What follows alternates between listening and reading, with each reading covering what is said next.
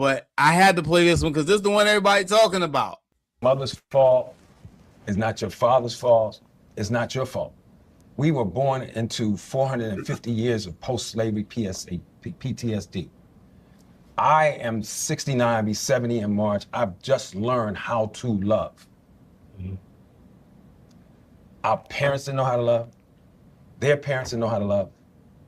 And if I could say anybody maybe had an edge, it was the women.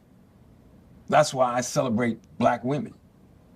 I live with a psychiatrist, forensics detective, gangster, loving Scorpio, Pisces, Cancer, who's just been patient with me to teach me how to love. But in closing on this, because I don't want to get too deep, I called my buddy, man. I said, I'm fucking up, bro, really bad.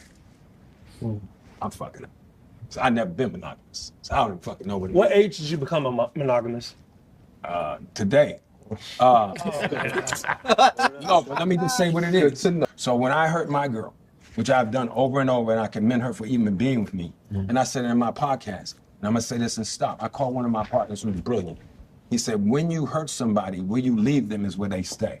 So I think our parents, our grandparents, our uncles, the people that raised us, those men who treated the women outside the house nice, but then put the thumb on the grandmama and put the thumb on the girlfriend or whoever.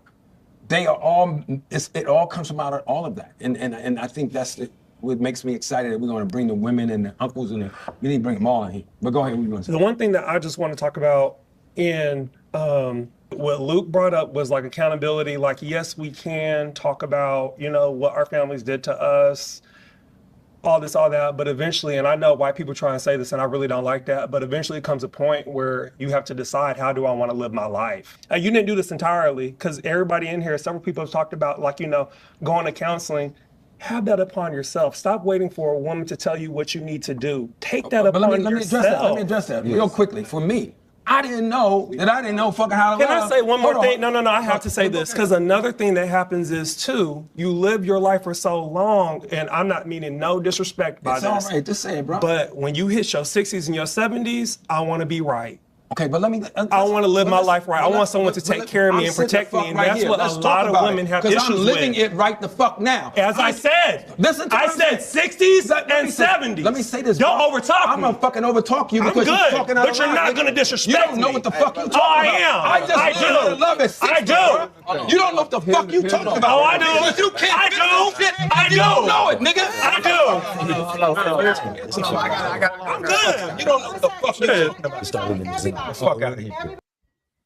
Yeah, actually, Clifton got loud and cussed at him first, if we're being totally honest. However, again, those two were both kind of turned up in that exchange, and I don't feel like they needed to be. I felt real quick, when did he cuss at him? He said, I'm going to fuck through it right now. That's the first time anyone raised their voice or yelled. I'm going to fuck through it right now. That's what he said to the guy. And then he responded. But the guy was saying, like, yeah, one thing I hate is that y'all old motherfuckers wait till, like, he was throwing shots at him personally. No, he didn't say that. Yeah, he said that. He said that's what the women are tired of, is that, you guys, you're older and you want to be right. And that's what he didn't say, oh motherfuckers. He just said, you got y'all older guys, you get older and you want to be right. And he said, I mean no disrespect, but you get older and you want to be right. And that's kind of true. I don't take that bullshit. That a lot of women do that dumb shit, that little backhanded compliment bullshit that they throw shots. I don't think that's where it was coming from. I think he has a valid point, because people do get older and they want to be right. I do agree. I agree with that. No, I agree with it in another form, but this guy here, I don't take that shit. I take that shit as a slide, because this dude wanted to be heard. He wanted his moment. This was his diva moment, and he took it. I don't respect that. Fuck what the way just from my interpretation, some of the things that he was saying was accurate. At least he started out on track and nothing else. But again, let me put it this way. I heard what he said, and then I also heard how he said it. I agree. What he said tracked. What he said was on point. And for the most part, I can't take anything It away from was. that.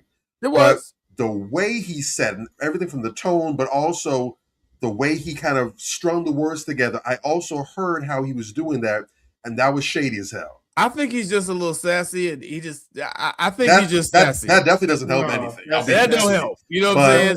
But I don't like because hearing niggas like that talk at all. But literally, when I was Yeah. listening to it, like it was almost like a split personality type thing. The left ear was kind of like he's got a point there, but the right ear was like, you out of pocket for that. Like he needs to really check that.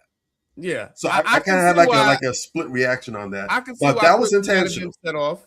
That I was can see. intentional. He knew what he was doing, and even if he didn't convey it the best, I could hear, and especially when he's trying to say, I don't want to get too deep with it.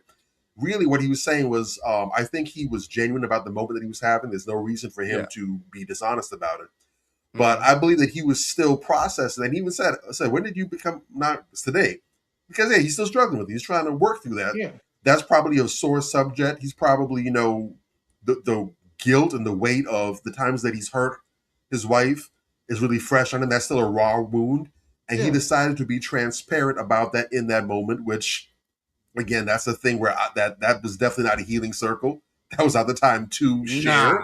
That's what once you've done the work, you've got some healing. There's like a nice little scab over that. You can maybe go ahead and put that out there and be vulnerable like that in that moment.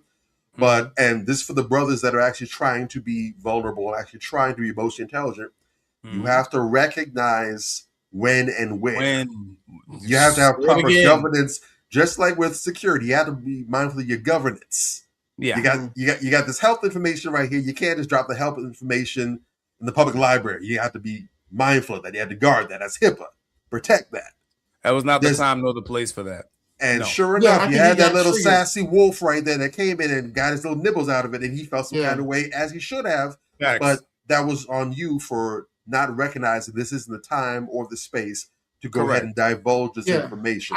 But he was definitely being shady. I think he got triggered by that. I think he got triggered because he said, when did you been monogamous? He said, shit, today. And I think he was thinking about his mom and his dad, how his dad treated his mom, and got triggered. And then he said, oh, I just hate, I got to get this on my chest. I just hate when guys wait till they get old. Very possibly. Very possible. I'm still alive. I still got time to make change. I mean, should I have goes like my favorite phrase, like one of my favorite sayings goes, the best time to plant a tree was 50 years ago. The second best time is right now. He was long late to the party. But at the same time, we're not going to give him a full A because he got the assignment right. But then we're going to at least give him his D. He showed up late with the homework, but yeah. He was being vulnerable, and he was talking about how he learned to love at an older age and all that stuff. And I guess that, that's his truth, and I'm not mad at that. But what I am mad at, and what is kind of pathetic, is that nigga, it took you that long. I'm not going to sugarcoat that shit, because learning how to love is one thing. But what this nigga was talking about, if you listen to the entirety of the interview, was not how to love per se. You don't have to know how to love to just not be mean to a bitch. He just said he was mean to the woman for no reason. He used to snap at her all the time. He used to cuss her out. He used to be disrespectful to her, just nasty. You were a piece of shit person. And nigga, you telling me you learned how to be decent at age 70? I'm not impressed. In that setting, you are the only alpha male straight representation for guys like us to represent the majority of men. You're the only one in the room like that. You understand what I'm saying? Yeah, but you're the only one. And look at the type of shit he talked about, how unnecessarily mean he was to his woman, how disrespectful he was to his woman, how he cheated on her over and over again, how he broke her heart repeatedly. Nigga, you're killing me. Two things can be true.